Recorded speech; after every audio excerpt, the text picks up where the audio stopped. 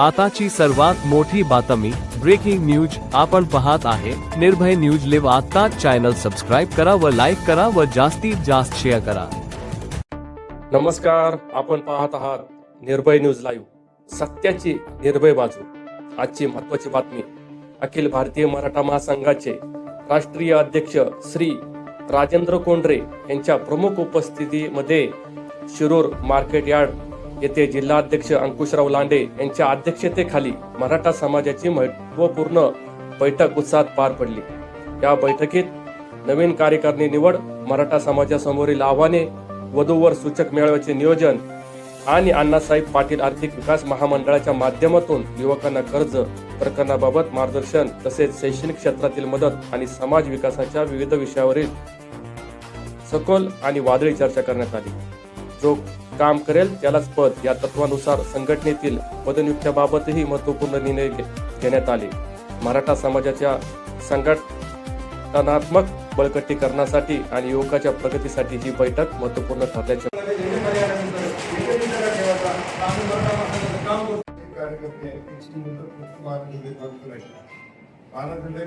मंडावलेला आहे। तुम्हाला पुढील 6 महिन्यामध्ये हा आपला पहिल्यांदा जसा पहिला मराठा महासंघ या काळामध्ये आमचा सुरू तालुका असेल, आंबेगाव असेल, जुन्नर असेल, खेड असेल किंवा मावळ हवेली असेल, या तालुक्यामध्ये ज्यावेळी पहिला जेव्हा मराठा महासंघ होता त्याही पेक्षा बऱ्याचशा पटीने तुम्हाला हा मराठा महासंघ येणाऱ्या 6 महिन्यामध्ये तुम्हाला बघायला भेटेल। फक्त आम्हाला पुढच्या महिन्यामध्ये जे पदनियुक्ती जे आम्ही एका ठिकाणी तालुका कुठलाही सांगा आम्हाला किंवा आम्ही सगळे विचार करून तुम्हाला तालुका सांगतो, त्या तालुक्यामध्ये हा मेळावा घेऊन प्रत्येकाला पदनियुक्ती द्या। पदनियुक्ती झाल्यानंतर प्रत्येका पदाधिकारी आपल्या गावामध्ये गाव तिथे शाखा, पदाधिकारी तिथे शाखा हे जर केलं तर निश्चितपणे आपला मराठा महासंघाला देखील एक पक्षाप्रमाणे वर येईल आणि आपले कार्यकर्ते पक्षामध्ये जाणार नाही। कारण पक्षामध्ये गेल्यावर काय हरवतं सांगितलं चांगले पण आपल्याकडे घेऊन येतात। त्यामुळे तुम्ही कुठल्याही पक्षाचे विचार करा, विचारसरणी जरी असते परंतु मराठा महासंघाच्या झेंड्याखाली आल्यानंतर एकच विचारात ठेवायचा की आम्ही मराठा महासंघाचं काम करतोय। तुमच्या पक्षाचे त्या चापला आहेत त्या बाहेर ठेवा आणि ज्यावेळेस उद्या भविष्यात जर तुमच्या पक्षाच्या विरोधात जरी आंदोलन करायचं ठरलं तर ते पक्षाचं आंदोलन तुमच्या ताकद राहिली पाहिजे। नैसर्गिक मग आता येता येऊन या गतीत जाईल हे त्यावेळेस तुमचं काय होणार नाही। आज त्यावेळेस जे होतं जे आम्हाला देखील अनुभवाला आलेले, ज्यावेळेस आता पंचायत समिती साहेब आम्हाला तिकीट पहिल्यांदा राष्ट्रवादी पक्षाकडनं आम्हाला पहिल्यांदा चांगलं डिक्लेअर झालं, नंतर कार्यक्रम नाव घेतो वर्ष पडल्याच्या जेव्हा डेलीवरती आपण आंदोलन केलं होतं त्यावेळी ते आंदोलन आम्हाला इथे घडलं। नंतर म्हणजे हा नको शेवटी आम्हाला शिवसेने पक्षाकडून तिकीट घेतलं तरी आम्हाला पराभव पत्करावा लागला। काय अडचण नाहीये, परंतु आपण ज्याच्या वेळेस आपण ताकद कधी सगळे उभं राहू तर भविष्य काळामध्ये मराठा महासंघ साहेब आपल्या नेतृत्वाखाली एक आम्ही बघतोय, आमच्या डोळ्याने बघतोय। रात्रंदिवस तुम्ही रात्र बघत नाही, दिवस बघत नाही। आज कधी बीड झालं, कधी कोल्हापूरला, कधी मुंबई या ठिकाणी तुम्ही फिरताय आणि तुमच्या पाठीमागे जर ताकद आमच्यासारख्या जर निश्चित रूपाने उभी राहिली तर निश्चितप्रमाणे तुम्हाला अजून जोश येईल। आणि दुसरी गोष्ट म्हणजे साहेब आपल्याला आता जे केसेससाठी जे पैसे आपल्याला उभं करायचंय, मराठा महासंघ काय एक कुठं आपला कंपनी नाहीये। मराठा महासंघ हा सर्वसामान्यांचा आपला एक संघटना आहे, परंतु आज जर पाहिलं तर केस आपल्याला लढायची आहे, लढून खऱ्या अर्थाने मराठा महासंघाची इमारत असेल त्यासाठी काय आपण निधी उभं करायचा आहे। ज्याला दुसरं कुठे ज्याला जे काही समजा 500, 1000, 2000 काय ज्याला जे द्यायचे त्यांनी ते साहेबांच्या माध्यमातून जे द्यायचं द्यावं। काय व्हॉट्सअपवर आपल्या सुरू तालुक्यात बऱ्याच काही दिले, पण ज्यालाच पण द्यायचं त्यांनी पण ते माध्यमातून द्यावं, जेणेकरून आपल्याला मराठा महासंघाच्या मध्ये केसेससाठी आपल्याला तो निधी लागणार आहे। तुम्ही काय विषय जो साहेब नंतर सांगणारच नाही। आणि येणाऱ्या काळात आपल्या सगळ्यांना माझी विनंती आहे, पुन्हा एकदा आपण सुरू तालुका जी आपली पहिली एकजूट होती ही एकजूट पुन्हा एकदा आपल्या या तालुक्यामध्ये पुन्हा यावी आणि मराठा महासंघाची ताकद पुन्हा एकदा आपल्याला या आपल्या तालुक्यामध्ये पुढे वाढवायची। म्हणून मी अधिक काय न बोलता आपण सर्वजण इथे उपस्थित झाला, उपस्थित होऊन खऱ्या अर्थाने आज साहेबांच्या नेतृत्वाखाली आपण ही मिटिंग घेतली आणि येणाऱ्या काळामध्ये मराठा महासंघाचं काम आपण आपापल्या पद्धतीने कसं वाढवायचं याचे विचार आपण मांडले। त्याबद्दल सर्वप्रथम आपल्या मनापासून धन्यवाद। असंच सहकार्य आपल्याला लाभन हीच मी सगळी तुळजाभवानी प्रार्थना करतो। इथे थांबतो। जय हिंद, जय महाराष्ट्र, जय शिवराय। लोक काम करतात आणि मग गावात क्रीडा झालं तरी लोक त्याला प्रश्न विचारतात, पाणी नाही मिळालं आलं त्याला प्रश्न विचारतात। मग ते म्हणते झाला हे घरचं झालं थोडं बाहेरचं थोडं ते मग जाऊया खड्ड्यात घ्यायचं। त्यामुळं आपण जबाबदारी काय घेतली, प्रत्येक माणसाला वाटतं की माझी सोशल आयडेंटिटी तयार होते। 2-4 लोकांनी अण्णासाहेब पाटीलची जबाबदारी घेतली, तेवढंच काम करत त्याच्यापर्यंत काय करतात। 2 लोकांनी सारथीचं काम केलं, सारथीचं 3 लाख लाभार्थी, 1000 लाभार्थी तुमचे उद्या। कोल्हापूर जिल्ह्याने सारथीची NSMS नावाची योजना होती, त्या योजनेमध्ये एवढं काम प्रचंड केलं कोल्हापूर शाखेने विद्यार्थ्यांना 9,600 रुपये महिना. बघा, आणि शिरूर तालुक्यामध्ये एवढं शिक्षणाचं प्रमाण असतो. आपण ही योजना शिरूर तालुक्यामध्ये पोहोचवलीच नाही. माझ्या अंदाजे जास्तीत जास्त 35 लोक, फक्त 35 लोकांनी तो फायदा घेतला. तर ती स्कीम परत या आठवड्यामध्ये लॉन्च होईल. ही मुलं शिष्यवृत्ती परीक्षेला बसतात, त्याला 15,600 कोटा आहे आपल्या राज्याचा. एवढेच मार्क मिळवलेले जेवढे विद्यार्थी आहे त्यांना दरमहा 9,600 रुपये वर्षाला हे स्कीममध्ये मिळतात. ही कार्यकारिणी करताना आता तुमच्याकडे सभासद फॉर्म देते, त्याप्रमाणे सारथीची जबाबदारी काहींनी घ्या, 4 लोकांनी बुधवारची घ्या. त्यानंतर वर्षाचा एक तर मेळावा झाला, कारण आता लग्नाची समस्या एवढी बाहेर आहे की मुलांच्या आणि मुलींच्या जन्मदरामध्ये 170चा फरक. जो पहिला 70 ते 110, 130 होता, तर 95 ते 2000 मध्ये जे अबॉर्शन मोठं प्रमाण झालं, त्याचा परिणाम आज झाला. त्यामुळे दर 1,030 लोकांची लग्न व्हावं आणि एक वेगळं वास्तव स्वीकारलं पाहिजे. मी तुम्हाला आणि दुसरी गोष्ट, मी या पुस्तकामध्ये हे पुस्तक मला त्यांनी वाचले तरी त्यांनी फक्त आलं, पूर्ण वाचले त्यांनी आलं. बाकी 4 लोकांना काय लिहिले मी याच्यामध्ये यांचं तिथलं एक उदाहरण आहे. तुला नाव नाही सांगत मी, मला त्यांच्याकडे कोणतरी भाडे देतो आणि कोरोना काळामध्ये टेम्पो भरून गावाला गेलो. बरोबर, ते गावाला जाताना त्याच्या बाईक पण माहीत नव्हतं की तो फ्लॅट त्याचा नाही आहे. बरोबर, म्हणजे तो भाड्याचा फ्लॅट त्यांनी स्वतःचा म्हणून दाखवला. अशी माझ्याकडं एक साधारणतः महिन्याला 5-6 उदाहरणं येतात. म्हणून मी याच्यात दिले की मुला-मुलींची लग्न ठरवताना तुम्ही बँकेत गेले, कर्ज मागताना बँक डॉक्युमेंट, शाळेत प्रवेश घ्यायचे, शाळा डॉक्युमेंट बघती, कंपनीत जॉबला गेली, कंपनी डॉक्युमेंट बघते. आणि आपण पूर्वी डॉक्युमेंटच बघत नाही, बघतो का फक्त कसे पावणे रावळे जमीन आहे एवढंच बघतो. 10 कोटी कर्ज आहे का 25 कोटी, काही बघत नाही आपण, सिबिल बघत नाही काय. तर हे सगळं मी त्याच्यात दिले. बरोबर, तालुक्यामध्ये भाषण होतं, आज 3,000 रुपये दशक दिला असेल. एक भाषण ठीक आहे, 2 भाषण ठीक आहे, पण 10-20 भाषण. आम्ही 9 वर्षापूर्वी विनायक निर्माणच्या पुढाकाराने बाणेर भागामध्ये बैठक घेतली आणि ती बैठक घेतल्यानंतर आता बाणेर आणि पाषाण पंचक्रोशीच्या 5 गावामध्ये दशक्रियेचं एकच भाषण होतं.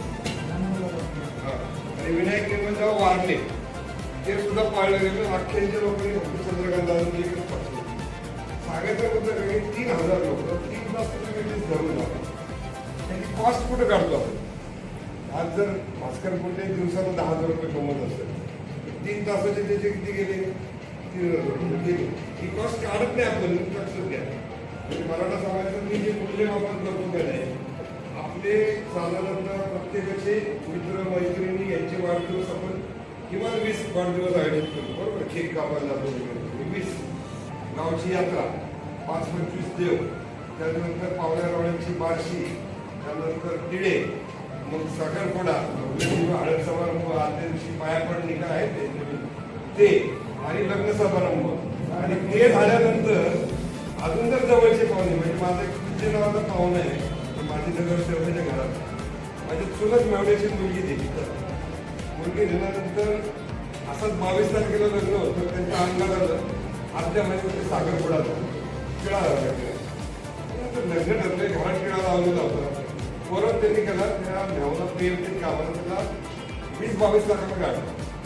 एवढा खर्च लग्नासारखाच खर्च गेला. 22 लाख रुपये गेले का? साखरपुड्याला गेलो, साखरपुड्याला ते रेकॉर्ड ना करतो. मी वारंवार महाराष्ट्राला सांगतो, पण आपल्या लोकांना ते अजिबात पटत नाही. मी वारंवार सांगतो, म्हणजे मी उदाहरण सांगतो लोकांना की आपण जर बघण्याचा कार्यक्रम ठेवला तर त्याच्यासाठी आपण किती वेळ घालवतो? कमीत कमी अर्धा तास. आणि बैठकीची चर्चा करत तास 1.5 तास घालून लग्न ठरवलं. बरोबर आहे. मग दुसरा कार्यक्रम काय आहे की ही बाई नाव भक्ती आनंद मंडळीत जाते. तुम्ही 2 तासाच्या अंतर कांदा बटाटा सगळ्या भाज्या 2 तास घालवतो. बस्ता बांधलेल्या बायका जेव्हा जातात तेव्हा कमीत कमी 4 तासाच्या कुठला बसला होता? 4 तास भेटले मी. म्हणून मी उदाहरण सांगताना लोकांना नेहमी काय सांगतो की समाजाचं मागासलेपण कसं चालतं. ही साडी ह्या बाईला 1 वर्षानंतर ट्रंकेट टाकून देतो. कपाडात तुम्ही जागा ट्रंकेट जाते, तुम्ही परत वापरायची. ती निवडायला तुम्ही 4-5 तास जातो. ही भाजी पोटात फक्त 24 तास राहते, ती निवडायला 2 तास. आणि त्याच्यावर 50 वर्ष संसार करायचा आहे. तो नवरा निवडायला अर्धा तास आणि त्याचे बोर्ड लावणार होते. आणि दुसरे चिंताचं सामान्य आहे. वस्तुस्थिती सांगतोय मी, आहे का नाही वस्तुस्थिती? मग ह्या परिस्थितीमध्ये आपण नेमकं काय शिकतो?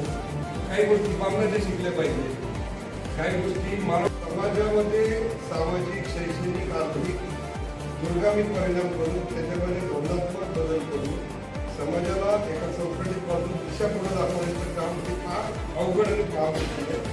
हे काम करण्याची शक्ती ही आपल्या कार्यकर्त्यामध्ये पहिली स्वतः शिकलेली होती. आणि मग मराठा महासंघ नेमकं कशासाठी स्थापन झालं की या गोष्टीसाठी स्थापन झालं. मग पदाधिकारी हे खाली दिल्लीवर केलं. 200 लोक ऐकली, पण तुम्हाला 20 लोक त्याच्यामध्ये नक्की असतील की ते आपलं ऐकतील. आता मी तिथं चहा प्यायला थांबलो होतो बाहेर आपलं कुठल्या हॉटेल गणेश भवन. तिथं एक पोरगा आला, तो बिल्डरकडे काम तिथं जायला पाहिजे. त्याला सायन्सची आवड आहे, त्यांनी सायन्सचं काम केलं पाहिजे. तर शिक्षक लोक आहेत, त्यांनी काय केलं पाहिजे, तर आपल्या लोकांची गुणवत्ता वाढ घेतली पाहिजे. विशेषतः तुला मी काय सांगतोय की या सगळ्या लोकांना लिगल लिटरसी शिकवली पाहिजे. ॲडमिनिस्ट्रेशन आपण काय करतो, इथं वकील साहेब कुठला पण गोष्ट आली की लोकांना काय वाटतं, वकिलांना सगळंच कळतं. मग कुठली पण सगळी केस असली का नाही, ती सगळी एक जनरल जसं आपलं फॅमिली डॉक्टर तसं फॅमिली वकिलाकडे घेऊन जातं. 20-25 वर्ष दावे हे सगळं होतं. म्हणजे ती प्राथमिकता माहिती पाहिजे की हे टिकणार आहे का, हे टिकणार आहे का, या गोष्टी ज्याला कळतात नाही माहिती नाही ते लोक टिकू शकतात. चौथा मुद्दा आपल्याला काय शिकवायला पाहिजे की पॉवर ऑफ अटर्नी. तुम्हाला या विषयावर शेवटचं आत्मकारण बघून सांगतो. तुम्ही जर मारवाडी गुजरात्यांना विकली 500 लोक आले पाहिजे. आज मी रांजणगावची पत्र ते देऊन टाकू, आपण त्यांना शब्द दिला होता. पण उरलेल्या सगळी कार्यकर्ते मामा तुमची आज सुट्टी नाही, 12 जुलैपर्यंत तुम्ही आहात. आपण यातली काही लोक जिल्हा शाखेवर घेऊ, ज्यांना 5 जिल्हे फिरायचे, त्यांना 5 जिल्ह्याचे कार्यकर्ते घेऊ. फक्त हात जोडून एक नम्र विनंती आहे, मला लोक पद मागायला फार येतात, मला हे पद द्या ते पद द्या. पण महाराष्ट्राचं घेतलं तर गल्ली सोडत ऐशपत सांगतो तुम्ही. आणि काय काय अध्यक्ष तर एवढे हुशार आहेत, त्यांनी उजव्या गल्लीतला एक पोरगा, डाव्या गल्लीतला एक पोरगा, तिथलीच जिल्ह्याची कार्यकर्ती केली. त्याला भौगोलिक दिलं पाहिजे ना. समजा इकडे दामारीची बॉर्डर आहे, इकडे शिक्रापूरची बॉर्डर आहे, इकडं सगळी जे आहे त्या सगळ्या भागातले भौगोलिक मत तुम्ही लोक घेतल्यानंतर ती तालुका कार्यक्रम होते. पण नुसती कार्यक्रम एकाच गल्लीतली काय उपयोग होते. मी ते काम केल्यामुळे मला माहिती केसवरती फोन केला फुकट काम करतो. त्यांना डांबरण असं 5,000 रुपये लोकांनी द्यायची, कारण 10 चक्र पेट्रोल जोडलं जातं. आपण काढायचे पैसे तुमच्याकडे 12 सरकारी बँक आहे काय, त्यानंतर PDCC आहे, या 2 बँका असतात, प्रकरणं करतात. त्या बँकेनं ते काय करा बँका असं आहे. हो, आपली अडचण काय नाही, तुम्ही नीट समजून द्या. कर्ज मागणारा काय करतो, डायरेक्ट बँकेत जातो. पण बँकेत जाताना लोन सेक्शनला भेटत नाही. मी माझं ऑब्झर्वेशन झालं, तो काय होतो काउंटरला जातो आणि म्हणतो ते अण्णासाहेब पाटीलचं कर्ज काय, ते काउंटरच्या म्हणतात काय अण्णासाहेब पाटील माहिती नसतं, त्याला अण्णाभाऊ साठे आठवतो. अण्णाभाऊ साठे त्यातलं एक क्लॅरिटी उद्योजकांचा झाला, सारथीचा झाला, अजून केंद्राची योजना सगळे आपल्याला करायचं की काम प्रचंड आहे. तेव्हा तेवढी माणसं साहेब जेवढी पाहिजे तेवढी कार्यक्रमावर घ्या, त्यांना विषय वाटून द्या, त्याच्या कामात कोणी हस्तक्षेप करू नका. त्यांनी कार्यक्रम घेतला की त्याच्या एकट्याचाच बोर्ड लावू द्या, काय अडचण नाही. त्याचं काय होतं सगळ्यात, नाशिकला एक पोरगी आपली इतकी वाद घडायची. एक दुधारे नावाचा माणूस त्यांनी 18 लाख रुपये खर्च करून आंतरराष्ट्रीय तलवारबाजीचा कार्यक्रम केला. हिने अख्ख्या स्टेडियममध्ये जाऊन गोंधळ घातला, माझं नाव घातलं नाही, माझं नाव माहिती. तिथे बोर्ड लावला आणि रामरामच केला. मी म्हटलं अरे तुम्ही 10,000 रुपये कार्यक्रमाला देणार नाही, वेळ देणार नाही, माझं नावापाशी काय नाही. तुम्ही तुमची गुणवत्ता सुद्धा ज्याला वाटतं आपलं नाव घातलं त्यांनी स्वतः कार्यक्रम घ्यावा, त्याचाच एकट्याचा बोर्ड लावा, काही प्रॉब्लेम नाही. तुम्ही लाट मारायचं काही कारण नाही. त्याचं काय होतं, ते माझं नाव नाही, मला लगेच फोन येतो. करू काय म्हणतं, नाव नाही, समजा नाव असतं वाचतंय कोण, आपलीच लग्नपत्रिका आपण वाचते वस्तुस्थिती. तेव्हा आता ते संपलेलं आहे. आता व्हॉट्सअपमुळे ते राष्ट्रपतीपासून पंतप्रधानांची नावाची संपली आहे. तर आपण या पद्धतीने करू. तुमच्या सगळ्यांच्या सदिच्छा आहेत. सगळ्या कार्यकर्त्यांनी काम केलं असं कधी म्हणणार नाही. काम प्रचंड झालेलं आहे. फक्त त्या कामामध्ये ढिलाई सोडू नका. ढिलाई सोडली की काय होतं, समजा वर्कम आम्हाला वेळ नाही, ते सेक्रेटरीने ते तावून द्यायचं असतं. तुम्हाला वेळ नसेल तर मी भास्करला सांगायचो नाही अध्यक्ष आपलं तू कर.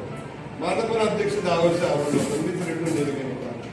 त्यामुळं ते काय काय काम करायचं ना एकदा ठरवून टाकायचं. आपण तर कामाच्या बाबतीत काय करू का पदोन्नतीमध्ये मी पहिली मिटिंग घेतली राज्यात 2004 साली. आज SC ST विजयगीचं सगळं आरक्षणचे पदोन्नतीचं पूर्ण रद्द झालं, स्क्रॅप. किती लाख लोकांना फायदा झाला तर नियमावर 2.5 ते 3 लाख लोक. जे लोक 16 वर्ष 18 वर्ष त्यांना प्रमोशन मिळत नव्हतं ते 2021 पासून 26 पर्यंत फास्ट गेले. हे काम आपण केले. दुसरं काम कोणतं केलं, तुमच्या हातामध्ये मोबाईल आहे त्याचा पहिला लँडलाईन असायचं ना घरात, त्याच्यावर एक स्क्रीन असायची स्क्रीन, आणि त्याच्यावर तो फोन कुठून आला त्याच्यावर करायचा. किती फोन यायचे मग लोकांनी ते स्क्रीनचे फोन दिले. त्याचे टेलिफोन डिपार्टमेंट 50 रुपये महिना लावतो. फोन आमचा, डोळे आमची, तुम्हाला कशाला 50 रुपये द्यायचे. म्हणून प्रमोद महाजनला पत्र लिहिलं, मुंबईत जाऊन भेटलो. आणि माझे मित्र आहे कुंडे नावाचे, ते ब्राह्मण आहेत मराठा. तर त्यांनी त्यांना पटवून दिलं की आमचे डोळे आणि आमचा फोन असून तुम्हाला पैसे कशाचे द्यायचे. त्याने ऑर्डर केली आणि देशभरातले दर महिन्याचे 50 रुपये लँडलाईनवरचे बंद झाले. असले पॉलिसी डिसिजन आहे ना आपण काढायला शिकलो पाहिजे. रजिस्ट्रेशन मधले घोटाळे होते तर हे सरकारला वेळ लागलं की शिरूरचं डॉक्युमेंट चंद्रपूरला करायचं, चंद्रपूरचं कोल्हापूरला. माहितीसाठी सांगतो तुम्हाला. तुम्ही आता कॉन्ट्रॅक्ट साहेबांच्या उभा असते आपल्याला ऍक्टिव्ह होते. कसं घ्यायचं पत्र बरं घ्या.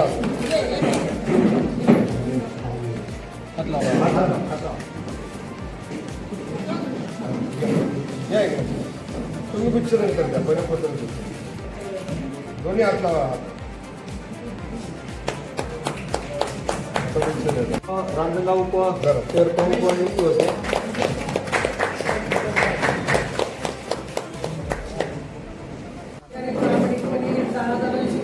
संपर्क करावा आणि आपली मराठा म्हणून कर्तव्य म्हणून त्या 12 जुलैच्या कार्यक्रमाला ही एक पुस्तक 12 जुलैपर्यंत संप आहे. बघा हे 30 रुपयाचं पुस्तक आहे.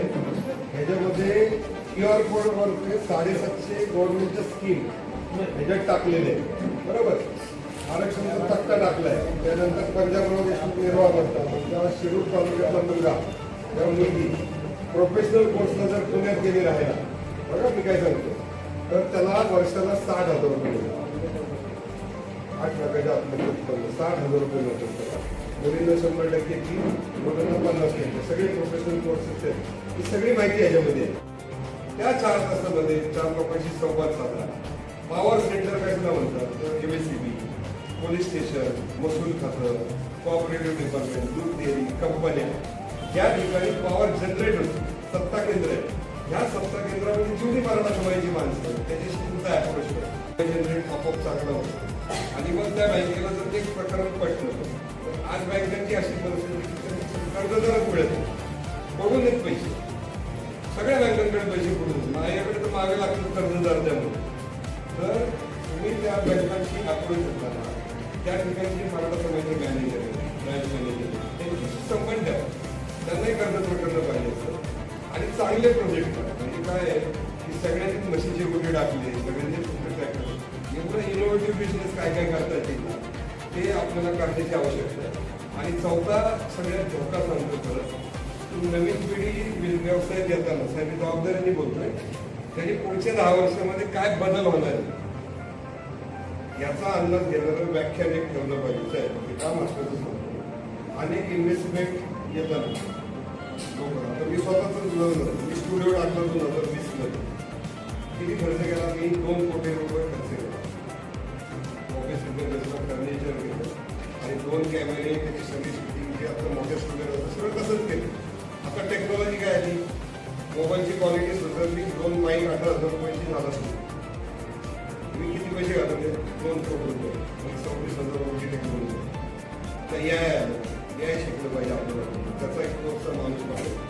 आणि तुमची प्रत्येकाची कार्यक्षमता ही तुम्ही माझ्या मोबाईलमध्ये आता माझ्याकडे 32,000 लोकांची नाव प्रत्येक फोनवर लिहिली आहे. 32. बरोबर. नंतर माझा जो डेटाबेस आहे त्याची 70,000 डॉक्युमेंट माझ्या आता मोबाईलमध्ये मी कुठे बघू शकतो. सांगायचं होतं की ही कार्यक्षमता वाढवा. विवाह सोहळ्याच्या बाबतीत तुम्ही जबाबदारी घ्या. महिलांनीच मेळावा आयोजित करा. ते मेळावा आयोजित करताना एक प्री लोकांना जसं आपण काय म्हणतो की चर्चा, लग्न ठरवताना म्हणजे तुमच्याकडे उदाहरण येत असेल, माझ्याकडे साधारणतः IT सेक्टरची उदाहरणं येतात. 22% लोकांची घटस्फोट होते. जेवढे जास्त एज्युकेटेड त्यांचे घटस्फोटाचं प्रमाण जास्त आहे, म्हणजे नातेसंबंध आहे. त्यामुळे तुम्हाला त्याचं काय करावं लागेल की सासऱ्याच्या सुनेकडनं काय अपेक्षा आहे, नंबर 1.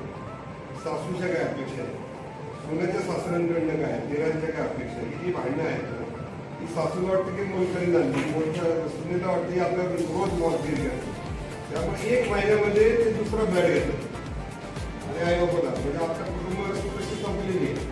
ग्रामीण भागात ती भूमिका आता ते समाजात राहायचं घेऊन दुसरं आपली महिला शाखा, युवक शाखा आणि आपली ही पुनर्रचना करण्यासाठी आज आता जी कार्यकर्ते आहेत तिची मुदत फक्त 12 जुलैपर्यंत आहे.